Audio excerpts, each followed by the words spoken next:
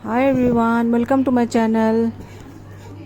Flax seeds খাব লাগে কেনেকৈ খাব কেতিয়া খাব আৰু কিমান খাব খালে ইয়াৰ প্ৰফিট কি আছে সকলোবোৰ মই নতুন এটা ভিডিঅ'ত বনাম আপোনালোকে চাব আজি অকল মই মামনি বাইদেউৰ কথা পাতিম পাছা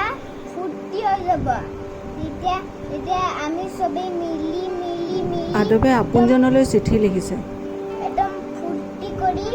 এংগে আইবা পাছা এটা এংগে মই তোমাক এটা গিফট এটা দিম কাৰ এটা দিম এংগে ইয়াৰ ভিতৰত কাৰ আছে গিফটৰ ভিতৰত বাহিৰলৈ ওলাই যাওঁ কিবা কিবি কিনিব লগা আছে বলক আমি গৈ গৈ কিছু কথা পাতোঁ चाहे बदले मैंने लिख जाऊं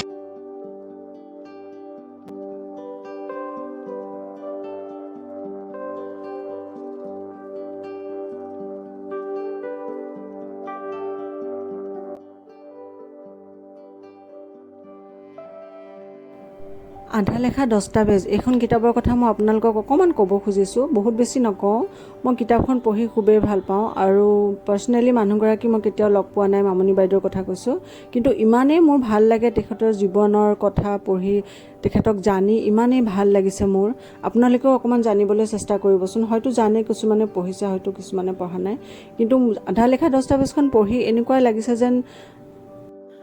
কিছু সময়ত যেন তেওঁ মানসিকভাৱে ভাঙি পৰিছিল 1962ত মহীশূৰৰ এজন ইঞ্জিনিয়াৰ মাধৱেন ৰয়চন আয়েংগাৰৰ লগত তেখেতৰ বিয়া হৈছিল অতি সুখৰ আছিল তেখেতৰ বৈবাহিক জীৱন কাশ্মীৰৰ চুইনা নামৰ ঠাইখনৰ ৱৰ্কছাইটত হঠাতে এদিন মামনি বাইদেউৰ হাজবেণ্ড মাধুৰ মৃত্যু হয়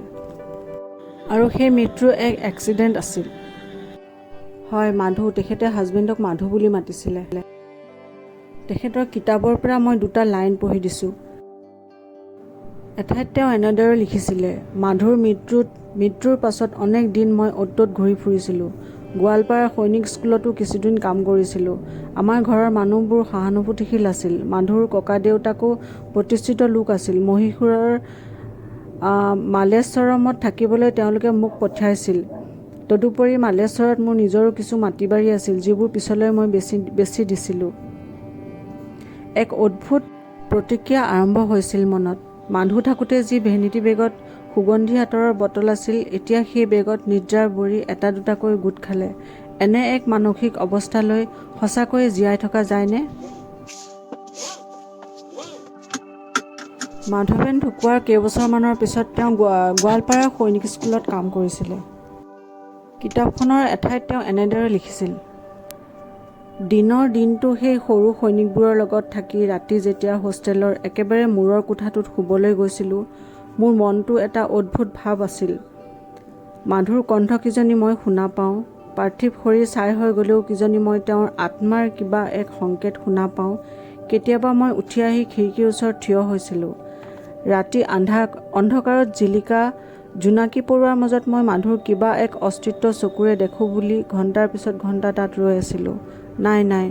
একো বাকী নাথাকে মৃত্যুৰ পিছত আৰু একো বাকী নাথাকে বুকু ফালি চিৰাচিৰ কৰিলেও মৃত্যুকে এই হৃদয়ৰ খবৰ ল'বলৈ আৰু উভতি নাহে একে ৰাতিৰ ভিতৰতে সলনি হৈ যোৱা জীৱন যাত্ৰাৰ প্ৰচণ্ড গতিপথ এটাৰ কাহিনী বৰ নিৰ্মম কাহিনী আকৌ এঠাইত তেওঁ এনেদৰে লিখিছিল পিছলৈ মই নেকান্দো বুলি এক প্ৰকাৰ প্ৰতিজ্ঞাই কৰিছিলোঁ মাধুৰ মৃত্যুৰ পিছত মূৰৰ ওপৰৰ আকাশখন চোৱাৰ ভয়ত মই বাহিৰলৈ ওলাব নোৱাৰিছিলোঁ এই শূন্যতাৰ কাহিনীক কলমেৰে ঠিক বৰ্ণাব নোৱাৰি সৰু কোঠাটোত সোমাই কাশ্মীৰৰ ৱৰ্ক ছাইটত আধা লিখি থোৱা উপন্যাসবোৰ লিখিবলৈ চেষ্টা কৰিলোঁ এয়া যেন মনৰ লগত এক প্ৰকাৰ যুদ্ধই আছিল চকুৰ পানী আৰু বুকুৰ অদৃশ্য অংশৰে বোৱা ৰক্তৰ ফোৱাৰাৰ যুদ্ধ বহু বছৰৰ পিছত ভাৰতৰ সুপ্ৰসিদ্ধ লেখিকা শ্ৰীমতী অমৃতা প্ৰীতমক তেওঁৰ হাউচ খাচৰ ঘৰত এটা প্ৰশ্ন সুধিছিলোঁ মৃত্যুৰ পিছত সেই একেটা জীৱন যদি তুমি আকৌ পোৱা সুখী হ'বানে চিগাৰেট এটা জ্বলাই অমৃতাই উত্তৰ দিছিল সুখী হোৱা নোহোৱাৰ কথা একো নাজানো কিন্তু মোৰ হাতত কলম থাকিব লাগিব তেতিয়া চব ঠিক হৈ যাব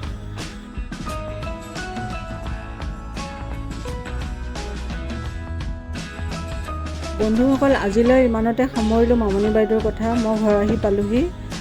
কিতাপখন পঢ়িবচোন